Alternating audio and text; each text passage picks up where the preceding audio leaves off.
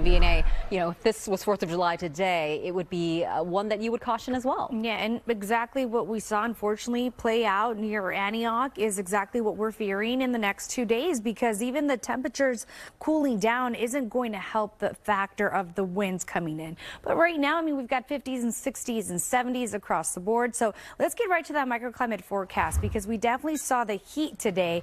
And as expected, it was the hottest day of the week. So how did we fare out? Santa Rosa hit a high of 95. It was one of our warmer spots. No triple digits, but definitely above average, as much as 10 degrees. The average is at about 83. Concord hit a high of 96. Meanwhile, areas like San Francisco, Oakland, and even San Jose were a bit more closer to that seasonable pattern. Now, satellite is clear right now. We could see some areas of clouds, mainly around the coast, but I want to focus on the winds as well heading into tomorrow, because we get a shift in the weather pattern. We get an onshore flow, and that's going to kick up the conditions, especially around the coast, but also the higher elevations for the North Bay Mountains and the East Bays and the corridor. So into the 5 p.m. hour, we get more wind and cooling. And unfortunately, we've got such low humidity through the interior that the cooler weather isn't really going to help. And that wind is going to really ramp up, especially heading into late Thursday and also Friday. Look at the wind speeds around Santa Rosa, San Francisco, 30 plus, but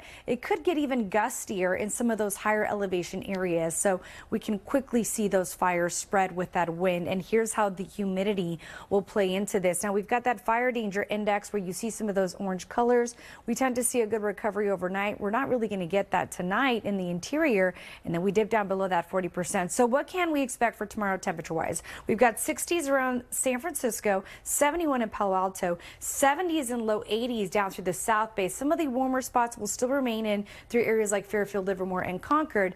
But then as we inch into Friday, things cool off even more. Look at this. We're going to max out only in the 70s. So this is going to be the first day of summer, and it's actually going to be a lot cooler. Now, here's a reminder with that fire risk. Grasses still very high because of that low moisture content.